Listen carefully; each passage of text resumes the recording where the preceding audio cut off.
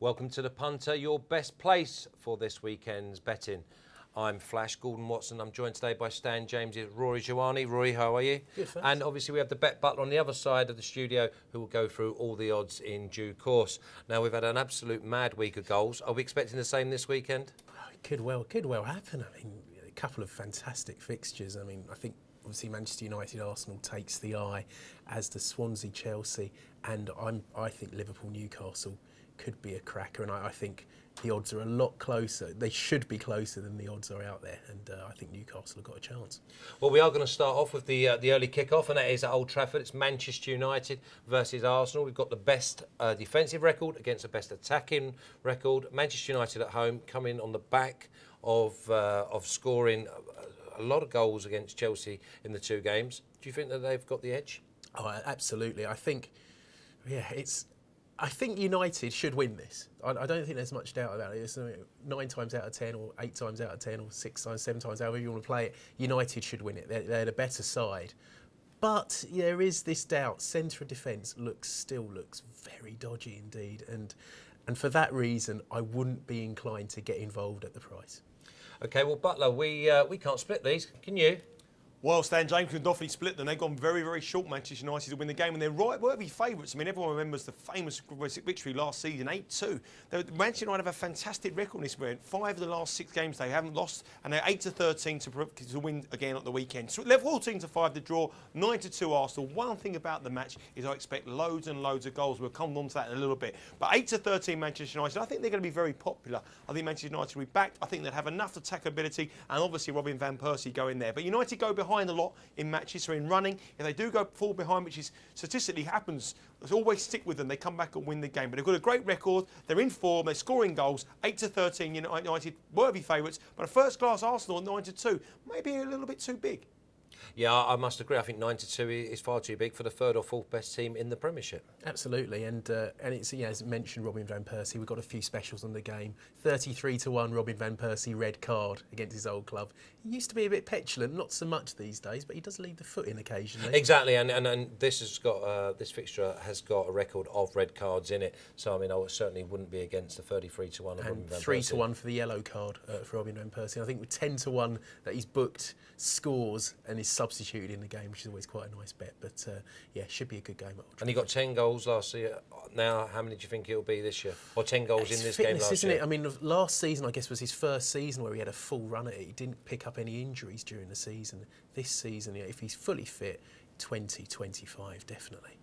Butler, are we looking at unders or overs? Well, you know me, Flash, I like a good under, but on this game I can't make a case at all for under 2.5 goals. Arsenal have scored goals. We scored a goal recently, they've got goal scoring form, but United, they scored 30, United games been on 30 goals in their last 6 games, averaging 5 a game, so that's very, very high. Over 2.5 goal is a little bit short here, it's 4-6, but it's not short enough. It's still value at 4-6 for me. Under 2.5 goals at 6-5 with Stan James. Even the over 3.5 at 13-8. You usually price that up at around about 5-2. The bookies are expecting goals, but I don't think they've gone short enough this over 2.5 goals. I think it's going to be goals galore. I think you could see a very high scoring game like both teams did in the midweek, and over 2.5 goals at 4-6 is an absolute bonko bet for me.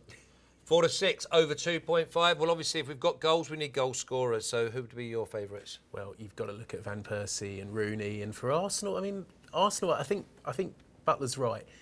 There will be goals in this. United can score, but they can leak goals as well. And maybe there's some value in going on Arsenal to take the lead here. So you can probably get about double figures on an Arsenal scorer scoring first. So we're looking at probably not Giroud, but maybe Podolski to score first, or Jiwani. OK, also Man United don't defend well from set pieces, so that brings in the likes of Vermaelen. What have you got, Butler? We mention him every week, Flash. We're going to get him right one day. We're at 25-1. We're only getting one right in 25 days. Van Persie's the favourite 4-1. He's Giroud 8-1. He's going to come good for me. I think he looks got. And another player who is coming good is Hernandez. If he plays 7-1, could be a decent bet for me. I think Van Persie's the rightful favourite. Maybe a little bit on his shoulders, going back and his own team. But Hernandez at 7-1 is definitely where I'll be putting my fiver. OK, that's Man United and Arsenal. Pay your money, you take your chance. We're off to the Liberty Stadium now, and it's Swansea versus league leaders Chelsea. And I think this is a tough game for Chelsea. I think so. I wouldn't get involved with Chelsea at odds on without a doubt. We saw Swansea in midweek what they did to Liverpool. They were by far the big better difference side. Liverpool and Chelsea there. Yes, but Swansea at home as well, at the Liberty Stadium. They're good at home. And I would be really against Chelsea in this one. Butler, we want to be against Chelsea. What price Swansea? Totally disagree with you, boys. You're going to get a decent price on Swansea here, around about 4-1. I'm predicting 19 to 5. Stan James, you can get 4-1, just a little bit under 4-1 there. The draw, Chelsea 8-11. Stan James have gone very short here. Chelsea. Rory might not fancy him, but his odds compilers certainly do. I think Chelsea have got the quality to go over there and steamroll them. I really fancy them. You can get 5 to 6 if you shop around. Stan James is going very cautious with the 8-11. The thing is with Chelsea is that when they had their best players out, they looked in different class. Their midfield will run rings around this Swansea side, and I think they're an absolute banker. And at the price you can, they will definitely get backed. But Rory might not fancy him, but his odds compilers certainly do. Yeah, I mean, you look at Swansea, you look at Chelsea, and you think it's going to be an out-and-out football match. Were you happy to have Swansea and the draw on your side? I think so. I mean, personally, yeah. I mean, obviously, odds compilers, and they're not usually wrong. So I might have to bow to that. It's just not. I just don't want to get involved with Chelsea at odds on, and maybe you want to go Swansea draw no bet, but I want to leave Chelsea alone on this one. I just don't think, especially that defeat last week against Manchester United, I just don't think they're solid enough to be an odds-on proposition there. OK, well, we can't split Swansea and Chelsea. We think Chelsea are no value. But now we're off to White Hart Lane, where this looks like a home win. But can you trust Spurs? It's Spurs versus Wigan. Yeah, Spurs are very short, and rightly so. And I would have Spurs at a banker, but I would rather have them more sort of 4 to 6 than the sort of prices we're going to be looking at, because they do throw in the odd shocker. They do. Butler, I can't have Tottenham. Well, they're very short flash, and I think most people will have them as the bankers of the weekend. They'll be the cornerstone of all the accumulators this time. Look at the head-to-heads. They have a fantastic home record against Wigan. I think they've won 4 of the last 6 or 5 of the last 6. One of them is included a 9-1 win. 2 to 5, maybe a little bit too short, but they have enough quality. The big thing for them is Dembele going to miss, who creates so much of their play. I think Dembele is a big loss for them. But 2 to 5, they are the worthy favourites. 13 to 2 Wigan, 7 to 2 the draw. I think Wigan could beat someone at a big price coming up in recent weeks. But Spurs at home, going for a good stage. Forget the midweek defeat in the Cup. I think Spurs will have enough quality, but really as a betting proposition, I wouldn't be rushing in at 2 to 5, but I'd certainly be putting them in as my accumulator or my trebles or doubles for the weekend. I think Spurs will definitely trade bigger as the game goes on. But we're off the Stadium of Light now, and it's Sunderland versus Villa. You try and split these. Yeah, I think this is a tricky one. I think this is at the prices, I think you want to be looking at the draw here, because they're two not particularly spectacular sides who, on their day can turn it on, but I just don't think there are going to be many goals in this one. I think you go for the low scoring draw here, or maybe unders goals, but I wouldn't want to get involved with Sunderland to win at the prices. Oh, well, I think that only if there is a winner, only Sunderland can win because of Villa's weakness in midfield. So Butler, Sunderland maybe 1-0.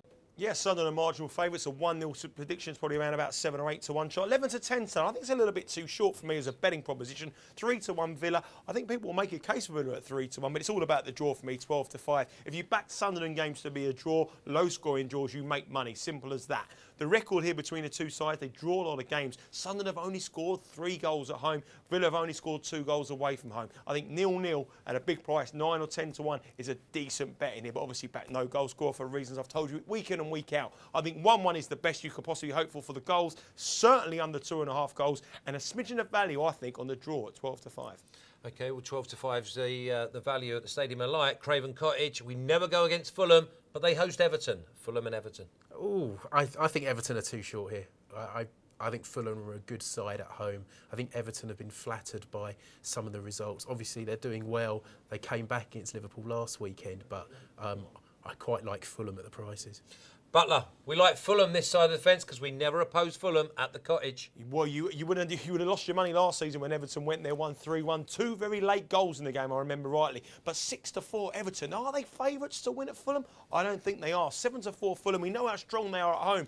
The draw again, though, for me at 12 to 5. Again, I don't think there's going to be many goals in this game. We spoke about some matches are going to be loads and loads of goals. If you look at matches in depth, I just don't think there's goals in this game at all. I think Everton will be very happy with a point there. This is a tough place to go, arguably outside the top 4 or 5 in the Premier League. Fulham is probably the other place you want to go and get a point. So 12-5, the draw makes tremendous value. Certainly for me, if I was sitting in Stan James Towers out there in sunny Gibraltar, I'd be laying this all day long. You can bet Everton with me. I think that's a great bet to lay. But I think to draw, if I was going to have a bet, maybe makes a little bit of appeal at 12-5. Fulham, Everton, 12-5. Now, for me, I look at this game, Norwich versus Stoke. Stoke don't win away. Norwich don't win at home. So something's got to give. Yeah. Leave this match alone, I'd say. It's just tricky. I mean, obviously, Norwich, confidence-boosting win in midweek over Spurs, I think that will do them a lot of good. Do Chris Would that not flatter them, though, 2 goals in the last 6 minutes? Yeah, probably. But I think at that point, I think they just wanted a win. Obviously, they beat Arsenal in recent weeks as well. So maybe they've turned the corner. Do I want to back them? Not really, especially against a tough team like Stoke. Maybe the draw is the way to go here, but it's not a match I want to get involved with, to be honest. Butler, I think Stoke are miles too strong for Norwich. What price? Well, I disagree on this one, Flash. I think Norwich has shown some signs of improvement in the last 25 minutes against Aston Villa. I know Aston Villa were down to 10 men, but Norwich looked good to me. And at home, I think they're going to be taking a lot of beating. 8-5 you can get Norwich here, 7-4 Stoke, and 23-10 the draw. And again, I know it doesn't sound very sexy to you punters out there, but the draw just looks too big to me. Under 2.5 goals, absolute banker in this game. Stoke don't score away from home. Norwich are the lowest scoring team in the Premier League. I don't see any goals at all, really. I think 0-0 at a big price, again, is a bit of value. Stoke have been involved in 2 0-0s in the last 6 games, and a decent sort of 9 or 10-1, that could be the way to play it. But the draw at 23-10 is certainly where I'll be heading. I can't make a case for Norwich at home. Stoke don't win away. Draw, 23-10 all day long. Too many draws. You should be doing the pools, Butler. When you come back, we'll have a look at the other games. We'll see you in 2.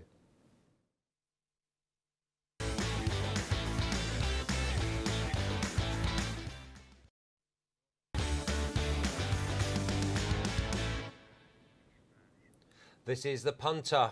I'm Flash Gordon-Watson, and today I'm with Rory Jiwani from Stan James and the Bet Butler with all your odds on the other side of the studio. Now, 5:30, the evening kickoff takes us to London and Upton Park, where Man City visit West Ham. And for me, I think West Ham have got chances here. I think West Ham are very strong at home, and with Andy Carroll and the physical side, we all know that. And City have not been the force of last season. They're drawing a lot of games they would have won last season. So I think the draw could be the way to go here. City don't lose many games, so I think a draw at Upton Park is the way to go. Our odds compilers, we think Man City are there for the taking. Will be top price Man City tomorrow at Upton Park, and I think there's definite value in the draw in opposing City. Butler, Stan James, top price Man City. What are they, 2s? I don't know about that. I don't think it'll be going that big a price. But I'll tell you what, Stan James are putting their neck out there. I think they're right to do so. I really do. I think the fact that they play in the Champions League in midweek, in arguably their biggest match in the club's history, or maybe even the club's season. They don't win against Ajax. They're out of the Champions League. They've got to win. And when you see teams just before the Champions Leagues or after the Champions Leagues, they have a bit of a hiccup. And 8-11 here, that is the best price. Stan James got the best price at 8-11, but you would expect them to be around about even money. But that's the industry going shorter and shorter. So Stan James are doing the right thing here by going the best price, because I think that's even 8-11, the best price you can get around in the marketplace. It's still too short. West Ham at 4-1, we know how good they are at home, but again, I'm sounding a bit boring on about the draws, but I'm not talking about a bore draw. I'm talking about a score draw, an exciting draw, and a really great game. And 14-5 is certainly the way to go here. Both teams, I think, will score, and the draw definitely make appeal. But Stan James are absolutely right to go the best price. So if you fancy City, you get on to Stan James now, and you back them as an industry best 8-11. Yeah, I couldn't get involved with the 8-11 myself. I think West Ham might just try and bully Man City because they won't want to pick up injuries for the European campaign. So you look at West Ham, and the 4-1 may appeal. Absolutely, and that Champions League factor is definitely a factor in this game, because City, that game in midweek is so important, and they've already won the league. They need to push on in Europe. And they're in the last chance saloon in Europe. So I think, and they could even rest players at Upton Park tomorrow. It's not beyond the realms of possibility. You think overs and unders? You think draw? So are you going to go over, Butler? I'm going to go for a score draw here, Flash. I know I tipped up the 3-3 last week, and I've been dying out of it for the next 66 weeks, no doubt about that. But I think a 2-2 draw here is a decent price. Certainly over 2.5 goals at 8 to 11. I know that some of you like your way. Both teams to score has become a very, very popular bet with the bookmakers. Stan James in particular do that goals galore. They like both teams to score market. I think both teams will score here. We know how defensive frailties Man City are. Rory's point that they may be resting some key players. And over 2.5 goals here, again, at 8 to 11 is a bet. Over 3.5 goals at 7 to 4, a little bit short than what you usually expect, but again, not short enough. I fancy goals galore in a very entertaining match. West Ham, they went and played against Arsenal. They did get beaten, but they did put up a really good show. Yeah, I think we took on Arsenal for that game, and I think West Ham took the lead in that one as well, and didn't quite pan out, but I think there's value in West Ham. I think you could well see West Ham take the lead at Upton Park, and maybe someone like Andy Carroll. He's going to be such a handful tomorrow, so it could be value in that in first goal scorer. But I think Manchester City are there to be got at. Absolutely. We like Andy Carroll. Andy Carroll must mean that Nolan's a good bet for first goal scorer, Butler. Yeah, I always like Nolan when I see Andy Carroll on the team sheet. 11 to 1 Nolan, 8 to 1 Carroll. They're the market leaders with Carlton Cole sandwich in between the two. Tevez at 4 to 1, not for me, certainly not for me. I think the team news in this game is going to be crucial if you're going to bet on Man City goal scorers, because we're not quite sure whether it be Dzeko, Balotelli, the riches they have. You can't really be having a bet on one of these players to be the first goal scorer unless you see the teams. It's all out West Ham for me. Nolan 11 to 1, obviously things off Andy Carroll, and even Mark Noble at a big price around about 20 to 1 would be where I'll be heading my couple of quid. Your couple of quid will be well safe, I fancy, the Butler. Now, on Sunday, 1:30, off to the other side of London, and it's Loftus Road, and it's Queen's Park Rangers versus Reading. Queen's Park Rangers must win. They must win, or Mark Hughes will be out of a job. I really think that's the case. The pressure's been on. They're bottom of the table. He got the dreaded vote of confidence yesterday, I think. So, in our next Premier manager to go, he's second favourite behind Nigel Adkins, and it's those two, and it's 16 to 1 bar. So we reckon it's between those, and it could well be this weekend that one of them goes. And if QPR against Reading, fellow strugglers, if they don't beat Reading, I think Hughes is gone. We think Queen's Park Rangers will win. What price, Butler? Well, I think QPR will win, but there's no betting proposition as well at 5 to 6. This is a team languishing at the bottom of the table. They haven't won a game. They've got no confidence. They don't know the best team. But would you be backing them at 5 to 6? Certainly not for me. I think Hughes will go if they get beat. I do think they will win. But as for betting purposes, there's no way I could be rushing down the betting shop to back the 5 to 6 here. 11 to 4 the draw. 3 to 1 Reading, who won in the Capital One Cup at QPR, 3-2. But QPR have a good record in this fixture. They won 4-1 a couple of seasons ago in both teams with the Championship, 3-1 before that. I know this personnel's very different, but it's do or die for Queen's Park Rangers, and that is why they're being priced up at 5 to 6. I expect money to come for them, but realistically, how can you back a team after 10 games waiting for their first win at odds on? Certainly not for me.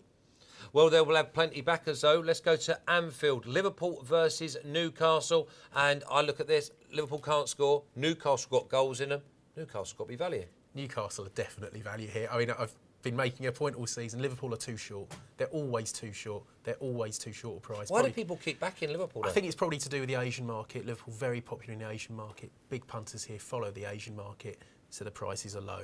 But you would be we've done well by taking on Liverpool this season. They lost in midweek to Swansea. Swansea were a big price then. Liverpool, see, they didn't beat Everton last weekend. Honestly, if you're thinking about backing Liverpool at close to 1 to 2, you need your head examined. We're Newcastle. Away the lads. Well, there's certainly the value at the price of around 5 to 1 Newcastle. You can get 11 to 2 if you shop around. But, I mean, Liverpool 8 to 15, no value whatsoever. But when you delve into the stats and look at the records, Liverpool have an absolute unbelievable record in this fixture. I think the last 8 games they played, they've won by 2 or more goals. Now, this is certainly not the same Liverpool size before. Newcastle, arguably a better team. 5 to 1 Newcastle, they're the same price as Swansea were in midweek, and Swansea won. And I think that Liverpools' chances are much, much better than out of Swansea. But if you're going against the stats, you're going with the stats, you can only be with Liverpool. But if you're going with form, 5 to 1 is certainly too big. But the stats tell you Liverpool win this fixture all the time. Cheers, Butler. What about goal scorers? We're looking at, obviously, Demba Ba, Cisse, Caballé. Any of them take your Demba fancy? Ba we've got to wait till I think there's a fitness doubt over Demba Ba. So if he's out, that would be a big blow. But I'm hopefully he'll be fit. Goal scorers, yeah. I mean, it's the usual candidates, isn't it? Usual suspects: Papi, Cisse, Demba Ba. Suarez for Liverpool, but I think over goals is the way I can't see this being a low-scoring affair. OK, we fancy goals, so I'm going to go, what about a little bit of Colaccini or Caballé? You love a bring up a big centre half, didn't you, Flash? You love a big centre half at a big price. But if you're having a bet on the first goal scorer for Liverpool, there's only one person, Luis Suarez. He's the only one who scores 9-2. He's the only option you got. The rest of them, forget them. Denver Bar 9-1. Whether he plays or not, that's a very important thing. Make sure you stick the teams. Cisse 19-2 and Ben Arthur at 16. Caballé will be sandwiched in between the two of them. But it's all about Suarez for me. You know, he's the only threat for Liverpool, and I would actually back Suarez to score in the game anytime at around about 11-10 or 5-4, then take the 9-2 of an opening scoring sheet. He's the only guy who can score. For Newcastle, Cisse perhaps makes the bet. If you certainly think the case if Barr's not going to play, then Cisse makes some appeal at 19-2. I didn't mention him, but Ben Arthur at 16-1 makes plenty appeal. Yeah, absolutely. That's a big price for a goal-scoring midfielder. Absolutely. Yeah, I'd quite tempted by that 16 to 1. And how do you see the game panning out? Do you think this is an over game, or do you think it's going to be a tight one? Over. I mean, there's the 2.5 goals. I think the 3.5 goals market, over 3.5 goals is worth a dabble, because two teams who score goals and two teams who defensively aren't fantastic, especially Liverpool. Listening to Rory, you've got to be going 3-3 again, Butler, haven't you? Well, I'm going for sort of draws, but I'm also going for over 2.5 goals in most of the games as well. So I expect some very high scoring games, and this one's no exception. Over 2.5 goals at 8-11. I think 9 of the last 10 games in this fixture have gone over 2.5 goals. That's definitely a bet. Over 3.5 goals, which would be the other way around. 7-4 over 3.5 goals. That's a bet as well. OK, well, I think Newcastle 5-1 are just unbelievable. We're going to go on to Monday night. It's the Hawthorns, West Brom's biggest game of the season, because the mighty Southampton, they turn up there on Monday night and desperate for a win. Yes, I think we talked about Mark Hughes earlier. This is a vital game for Nigel Adkins. Defeat, I think he's gone.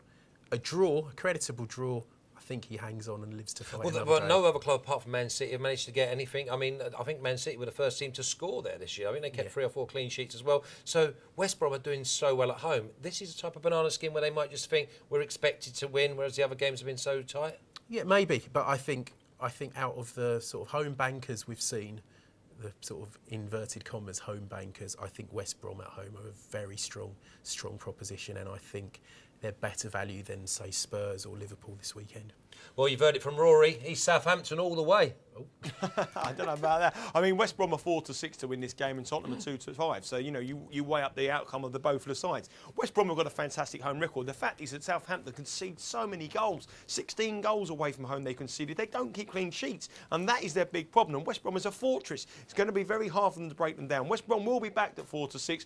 Last 2 games, both this fixture, have been 1-1. West Brom against Southampton at the Hawthorns, both 1-1s a couple of years ago, and a couple of years before that, 1-1 fixtures again. So the draw might come into play at 14-5. I can't make a case for Southampton at 4-1, but I do expect goals. I do think both teams will score. So in running, you maybe take a little bit on Southampton, and you maybe have a little bit of value at some stage in the 90 minutes. Cheers, the Butler. Let's hope the Saints can pull something out of the bag on Monday night. And obviously, Rory did point you towards West Bromwich Albion. It was just me being a bit facetious. OK, we've got Stan James bonuses now, Rory. Yeah, we've got a load of accumulators for all the football at the weekend, Premier League, across the leagues. But I picked out a couple here.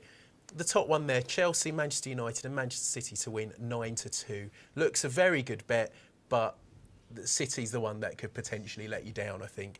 And then below that, obviously, you add Spurs into that. That's the top 4 in the Premier League. Again, Spurs, home bankers you'd have thought, at home to Wigan. Manchester City is the banana skin. One thing I didn't mention earlier, as far as Manchester United Arsenal is concerned, will be top price Arsenal for that game. So if you fancy Arsenal, and if you fancy Manchester City this weekend, you want to be betting with StanJames.com. Cheers, Rory. Till next time. Good luck to the Butler. I'm been Flash Gordon Watson. We'll see you again soon. Take care.